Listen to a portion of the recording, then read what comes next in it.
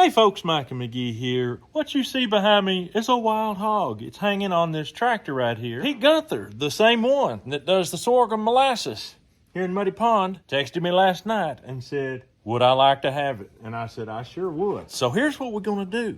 We're gonna do something with this pig that we've never done on this channel before. What I wanna do is I wanna take this pig, I wanna cure the entire thing, smoke the entire thing, and can the entire thing in jars.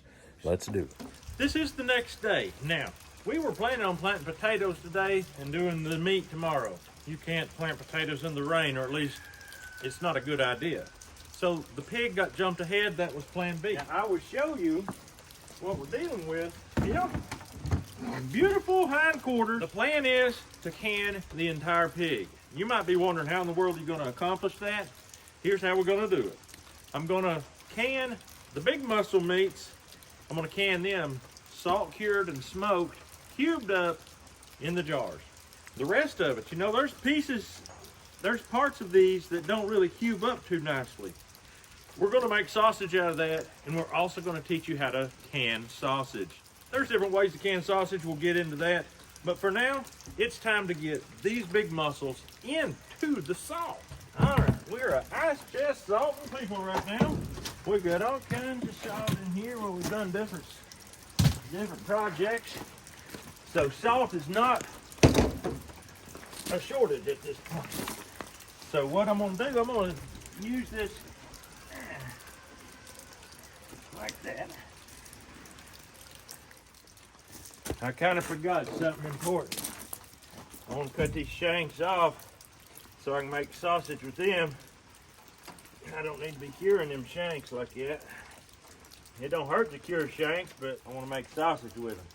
A wild hog has a much higher shank. Takes a minute to figure it out. Mangalitas is totally different. On Facebook I showed that this pig here, even though it weighed about the same as a Mangalita, had a 3-inch longer leg. They are something else. They can range around and get through the woods in a hurry. Now we're just going to throw the salt back over that. Move this back. And I want to get the shanks off of these hams. I just plumb forgot what I was doing. It's easier to find the shank on a ham because you see that's right there is the joint. So just bring it right around. You got him. Just like so. Okay, I'm gonna leave the 4 legs and the back in that salt for 3 or 4 days.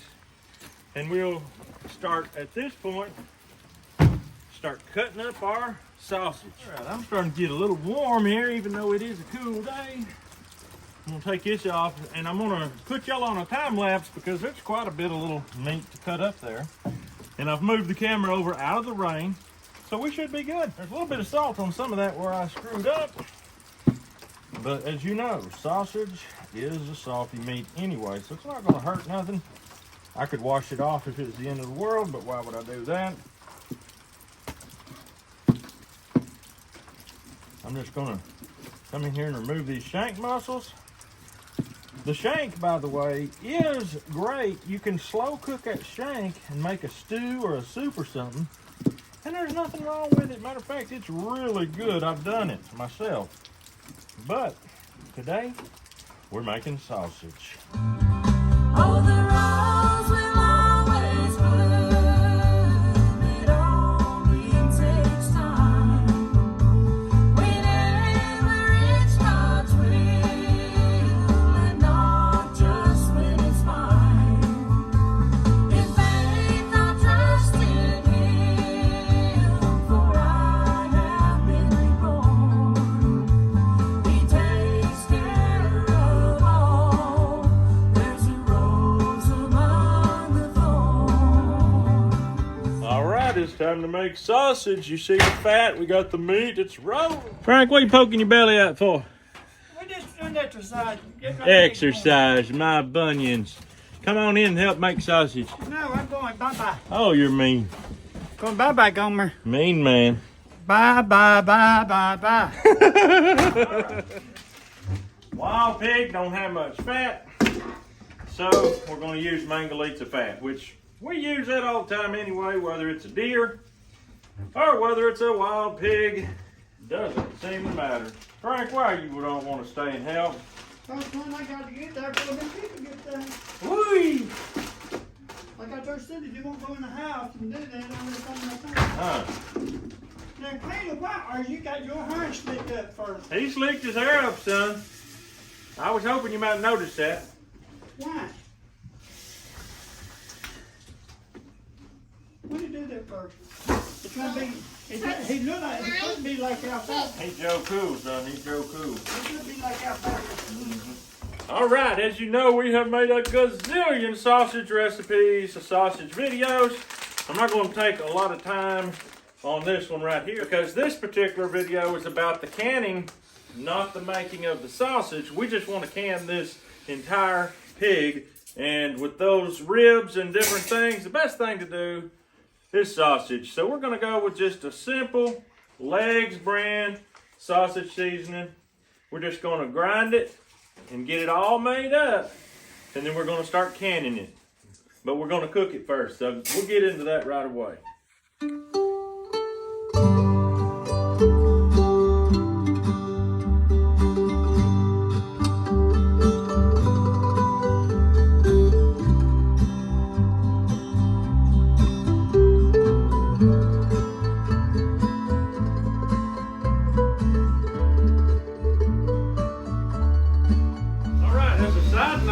Video, Matthew just happens to be in the middle of making some, what do you call it? Bacon grease chocolate chip cookies. Now to most of y'all, this may not be the sideshow, this may be the main event.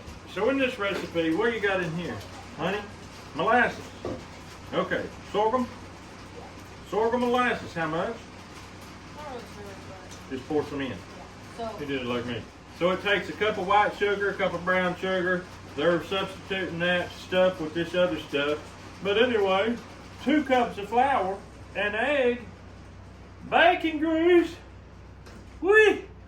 vanilla, and chocolate chips. Go ahead and start pouring that together. I got to get ready to grind this sausage. Should I?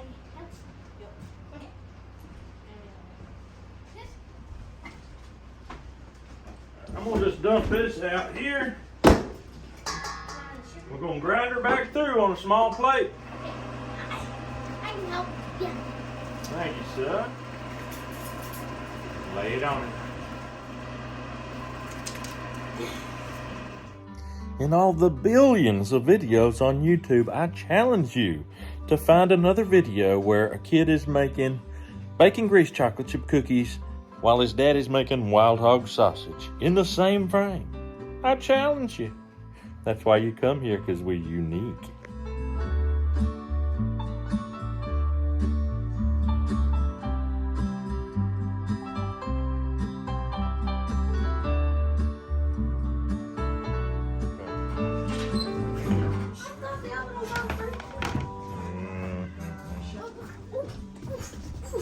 All right, boys, come get it. Come get it, come get it. Mary, come on, Mary. Come on, Mary, you know you wanna. Where's Frank? Frank missed out. Still warm.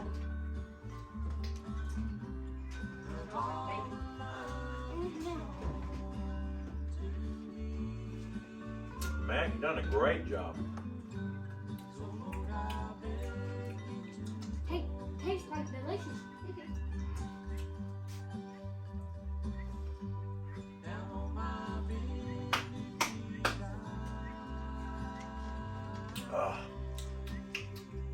It's awful quiet.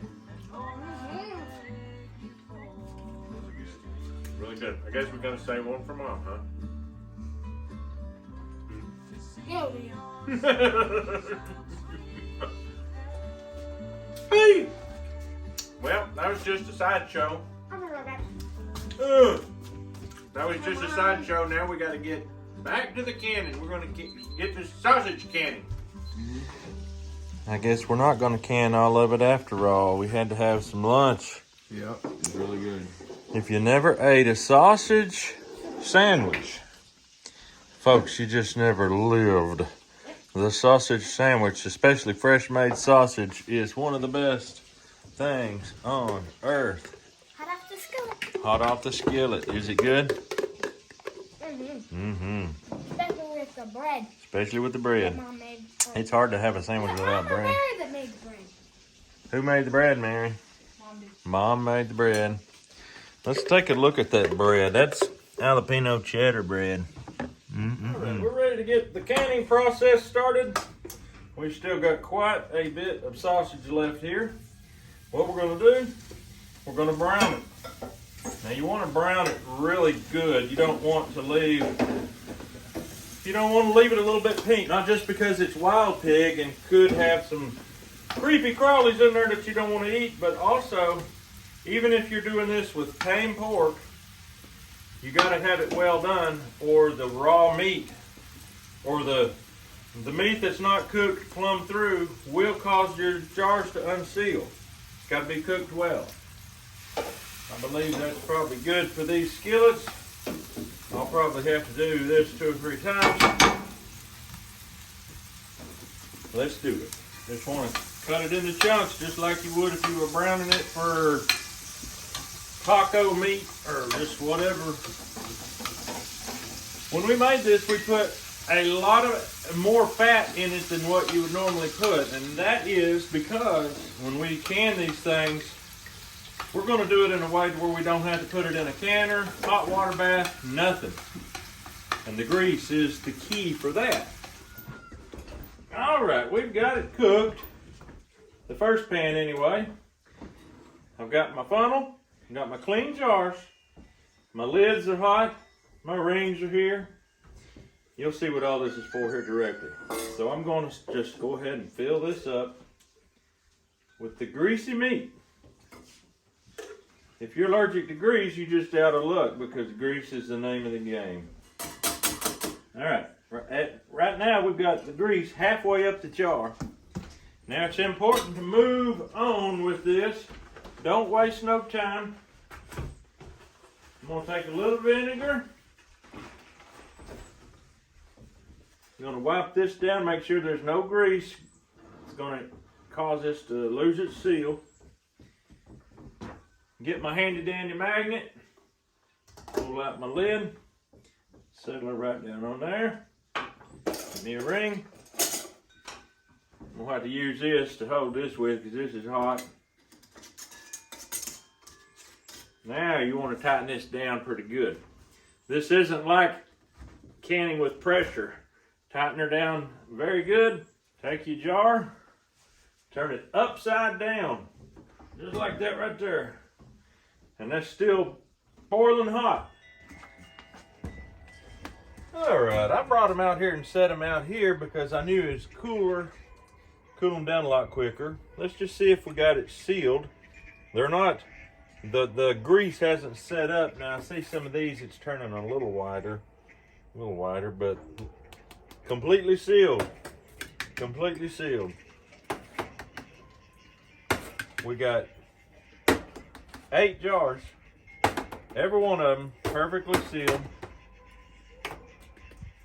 If you leave them till they get cold, they turn more like that, more of a white looking grease.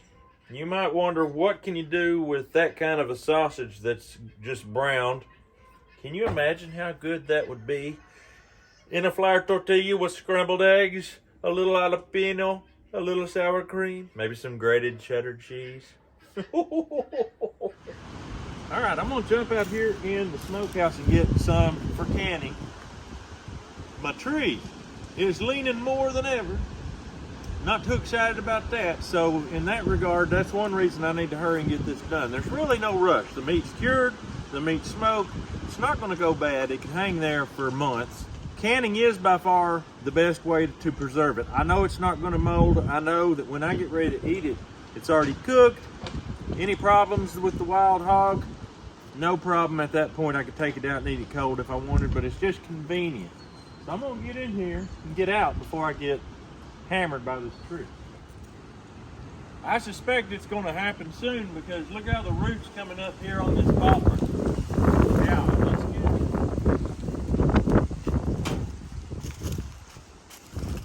I'm gonna get the back. It's a nice meat. I'm actually gonna go ahead and get a ham. A canner load holds 7 jars, so it's possible this might fill 7 jars. Let's go. All right, here we are in the house. There's our ham, and there's our back. As you see, Caleb's over here using my new knife sharpener. You know what, Caleb? Let me touch up on that for a minute and get this nice and sharp. Rodney brought me one of these to try, and when I tried it, I thought, I've got to have me one of them. Look how this thing's spring-loaded. When you go down on it, it opens. When you come out, it closes. It's really neat. And this upright bar keeps you straight. So, I've been trying it a little bit. Really is nice. It's got multiple edges. It's got a coarse edge and a very fine honing edge. It's called a Warthog sharpening system. And I found it on Amazon.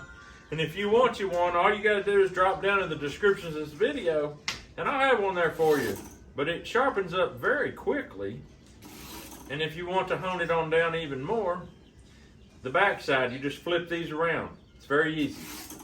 Here you go. After you get done sharpening your knife, run it over a wet paper towel to get any kind of metal shavings off. And don't sharpen your knife over the area you're going to be cutting. Now, basically, for this here, it's going to be a cured back strap.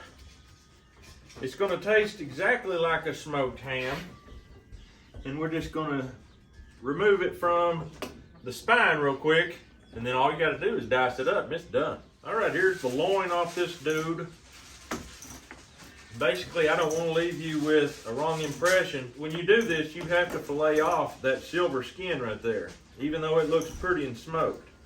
So take your knife down through there. This is the same thing you would do if it was a deer tenderloin, and fillet that off. Just like that right there.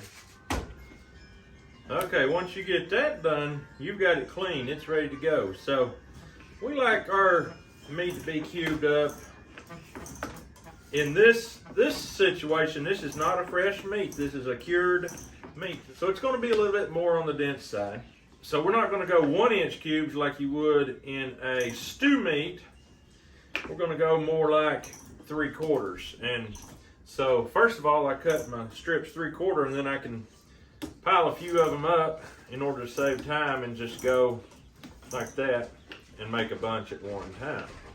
So that is a pile of 3/4-inch square cubes, and as you see, they kind of stick together because this meat is fairly dry. It's not going to be dry after we can it at all. So we'll just finish this up and then we'll go on.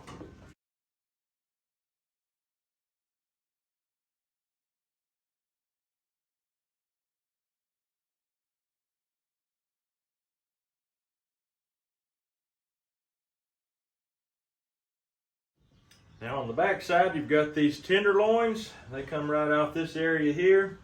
And once you get all the meat off that you can, there's still meat on it basically.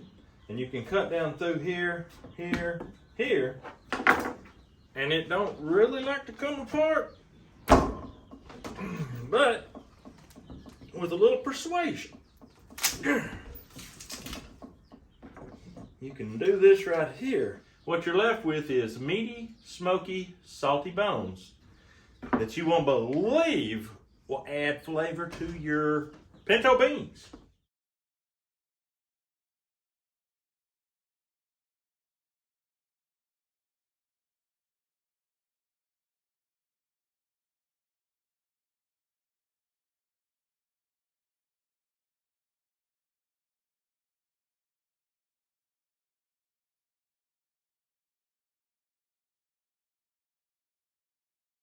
All right, come.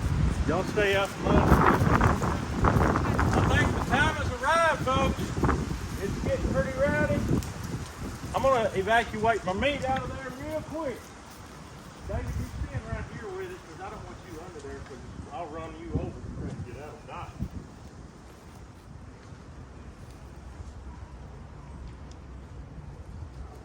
Big Mangalitsa ham. Big Mangalites a hand.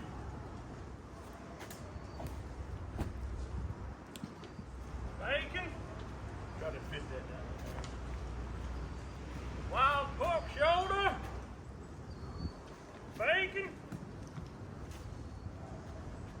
That's it. Bacon and pepperoni. Let's go. Get out of Dodge. Okay, we've got both hams completely cubed up, the back completely cubed up. Now it's time to cube up the shoulders and get them ready for the canning jars.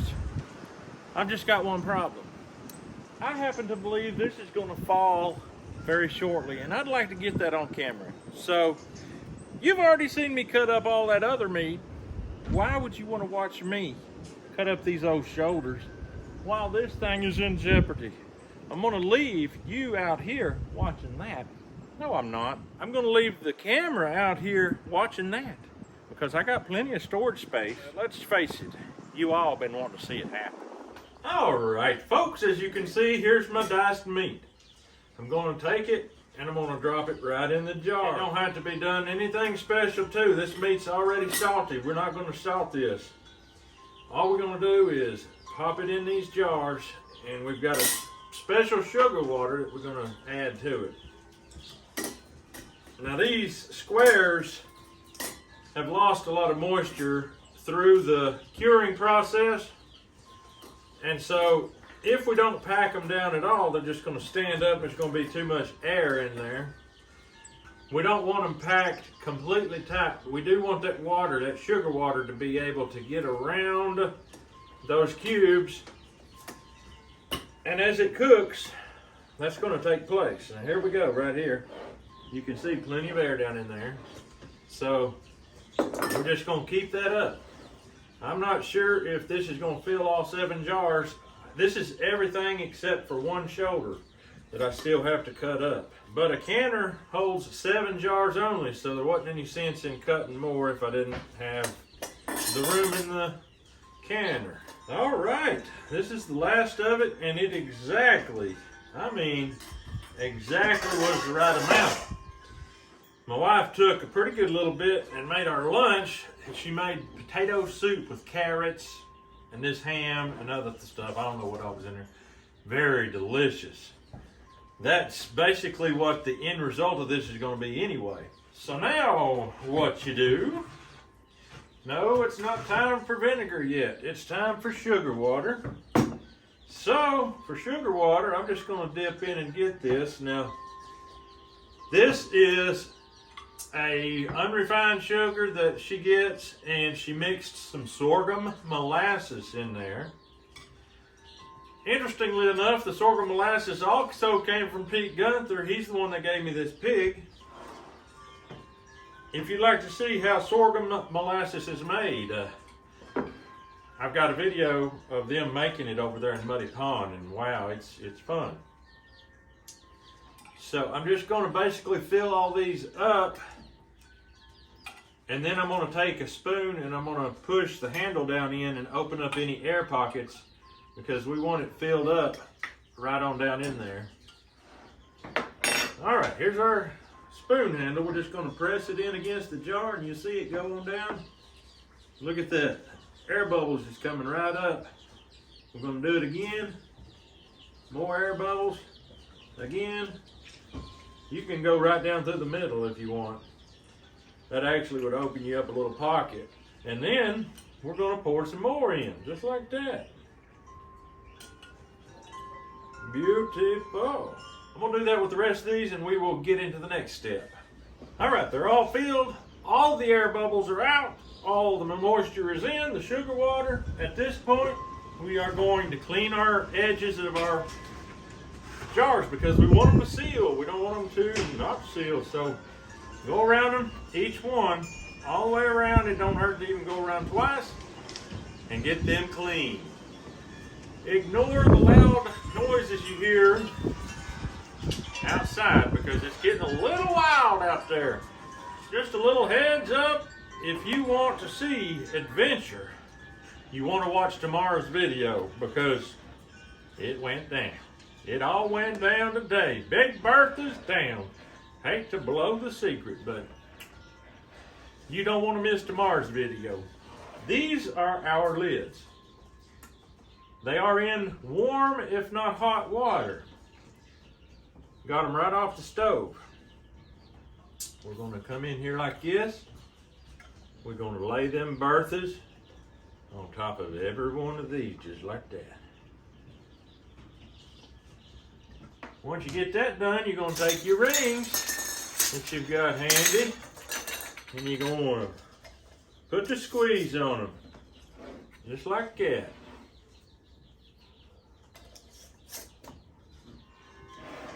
At this point, they're ready to go in the canner. Let's get them in there. 7 jars. Now you don't want your water to be too hot when you put these in here. You want to be able to put your hand in the water and it not burn you. Otherwise, it could crack your jars when you stick them in there. Cracked jars are never good. And you want to arrange these jars in this canner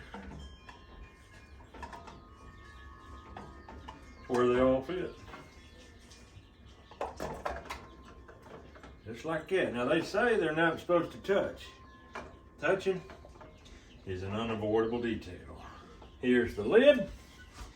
These things are made to sit down and give a little twist. They got a little thing there.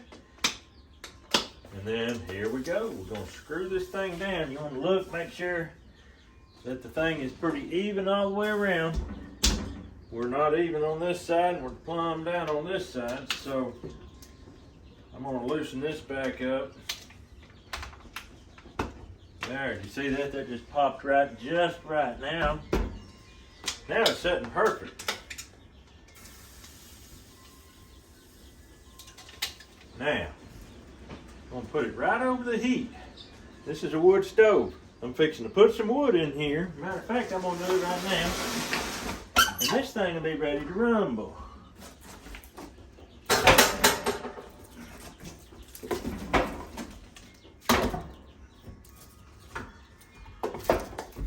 You want to see steam pouring out of this thing right here. After that steam comes out good and hard for a few minutes, you're going to take your jiggler. This here's the jiggler. It's got your poundage to 5, 10, 15. We're going to be canning this on 10 pounds of pressure for 1 hour. I'm just going to set I'm just going to set this right there. And as soon as we got the steamer rolling out of here, we're going to get it going. You hear what I hear? It's a hissing and hissing good. Now listen to this. It's a flying out of there. So you don't want to let this go too long. You lose all your moisture. And that moisture is important. So we're going to put it on 10. And it won't take too long. It's going to come up to 10 pounds pressure, and you'll see why they call it a jiggler. I'll watch my time. I'll start keeping track of my time after it starts jiggling. All right. You can hear it. You know why they call it a jiggler. Because it's jiggling. It'll be exactly 1 hour. We're going to take this thing off here. All right. It's been 1 hour. We're going to take this off. I'm going to take it right out here and put it in the floor of my summer kitchen.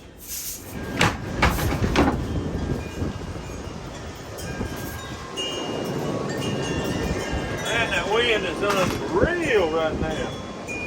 Absolutely unbelievable. All right, this is not the next day, not the day after that. Several days later, this thing is real cold. If they didn't seal, the meat is literally cured and smoked, so it ain't gonna go bad, but it's time to check this out. I didn't have to pop it loose with a knife for some reason. 1, 2, 3, 4, 5, 6, 7. All 7 are sealed. Let's get them out and see what they look like. That's beautiful. That is absolutely beautiful. One thing we have to do is we'll have to clean them up because they get a little bit of grease out of them when they can. But this could be washed under warm soapy water, just however. But that's beautiful and it's done. It is ready to be put down in the basement and stored for as long as it needs to be. if you get any kind of meat, pork, wild pork, deer, anything, if you want to preserve it and be ready for a huge power outage, this right here is the way to go. This will take care of it, hands down, the most secure way to take care of your food. But that's all we got for you today. Hope you enjoyed that. We'll see you on the next video.